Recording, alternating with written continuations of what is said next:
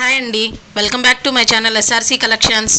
ఈరోజు మనం శ్రీరాముని జన్మభూమి అయినటువంటి అయోధ్యలోని రామ మందిర నిర్మాణం గురించి, విగ్రహాల గురించి తెలుసుకోబోతున్నాం.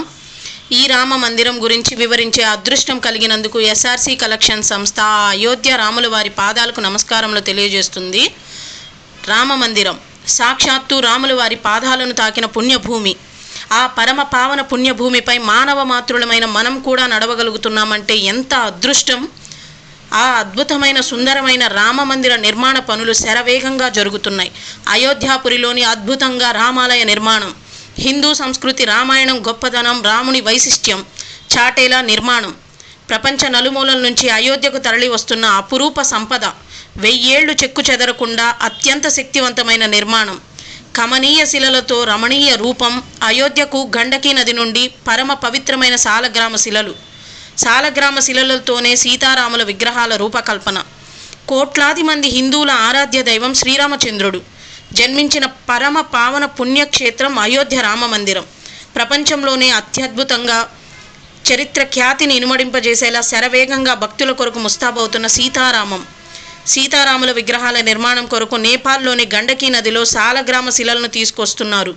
సాలగ్రామాలు అంటే విష్ణు స్వరూపాలు, అత్యంత పవిత్రమైనవిగా భావిస్తాం. గర్భాలయంలో సాలగ్రామ శిలలతో ప్రత్యక్షమవుతున్న సీతారాములు 6 కోట్ల సంవత్సరాల నాటి సాలగ్రామ శిలలతో బాలరాముడి రూపంలో చెక్కబోతున్నారు. 33 రకాల శిలాజాలతో రూపొందిన రాయి సాలగ్రామాలు భక్తులకు అభిషేకాలకు అర్చనల సౌలభ్యం కోసమే శంకు చక్రాలతో ఉన్న సాలగ్రామంలో విష్ణుమూర్తి అవతరించారని దేవి భాగవతంలో వివరించారు. సాలగ్రామాల శక్తి అతీతం. షోడశాపచారాలనంతరం అతి శక్తివంతం సాలగ్రామం. నేపాల్లోని గండకీ నదిలో మాత్రమే లభించే శిల. ఆ శిలపై శంకు చక్రాల ముద్రలున్నాయి. నేపాల్ ప్రభుత్వం ఈ శిలలను అందిస్తుంది. ధర్మం మూర్తిభవించిన రాముడు, వారి చరిత్ర అద్భుతం, అమోఘం, అనిర్వచనీయం. రామాయణంలోని ప్రతి ఘట్టం మానవుని మనుగడకు ఆదర్శనీయం. సాలగ్రామాల అర్చన, అభిషేకం, స్పర్శతోనే అంతులేని పుణ్యం కలిగి ఆరోగ్య ఐశ్వర్యాలు కలుగుతాయి.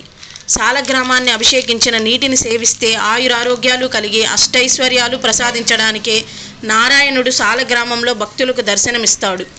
జలంధరుడి భార్య బృంద పెట్టిన శాపం కారణంగా విష్ణుమూర్తి సాలగ్రామ శిలారూపం దాల్చాడని పురాణ కథనం. ఈ శిలలు ఎక్కడ పడితే అక్కడ దొరకవు. ఈ శిలలను ఒక విధమైన ప్రాణి నిర్మిస్తుందని అంటుంటారు. 33 రకాల శిలాజాలతో నిక్షిప్తమైన ఈ సాలగ్రామాలు హిమాలయాల నుండి భారీ శిలలను చీల్చుకుంటూ నేపాల్లో ప్రవహించే గండకీ నదిలో లభిస్తాయి. ఎక్కడైతే సాలగ్రామ పూజలు జరుగుతాయో అక్కడ లక్ష్మీదేవి స్థిర నివాసం ఉంటుంది. కేంద్ర ప్రభుత్వం ప్రతిష్టాత్మకంగా రామమందిర నిర్మాణం చేపడుతుంది. ఇక్కడ రామప్రసాదంగా ఇవ్వడానికి ఇలాచీ దానాను తయారు చేస్తున్నారు. ఇంకా రామమందిరంలో చాలా అద్భుతాలు కనువిందు చేస్తున్నాయి. ఒక్కొక్క కళాఖండం చూస్తుంటే వర్ణనాతీతం. చరిత్ర ఖ్యాతికి గర్వకారణం ఈ రామమందిరం. తరాలు మారినా చెరగని అద్భుతమైన కట్టడం అయోధ్య రామమందిరం. అందమైన ముఖవర్చస్సు, చంచలమైన మనస్సు, సుందరమైన ముఖారవిందం, బహుశక్తిశాలి, ఆదర్శవంతమైన వ్యక్తిత్వం. ఎంతటి భయస్థుడైనా ఆ కంటి చూపుకే అభయుడవుతాడు. ఆంజనేయ స్వామి అంతటి వాడిలా దాసోహమైపోవాల్సిందే. వెన్నలాంటి మనస్సు కరిగిపోయి వెన్నంటి ఉండిపోయే లక్ష్మణుడిలా. ఆయన అడుగుజాడల్లోనే నడవాలని నడిచిన సీతమ్మల. తల్లి తండ్రి మాట కోసం కష్టాన్ని బాధ్యతగా తీసుకొని అరణ్యయాత్ర చేసిన ఆయన చరిత్ర అమోఘం. అందుకే రామమంత్రం తారకం, బహుశక్తి ముక్తి సంధాయకం. రామనామమే అమృతం, శ్రీరామకీర్తనం సుకృతం. ఈ రామచంద్రుడే లోకరక్ష, సర్వ జగద్రక్ష. రామదర్శన భాగ్యం జన్మధన్యం. రామరాజ్యం నీతి మార్గం. రామబాణం తిరుగులేని బాణం. రామచంద్రుని దర్శన భాగ్యం సుఖశాంతులు, సంపద, భోగభాగ్యాలు కలుగుతాయి. జై శ్రీరామ్.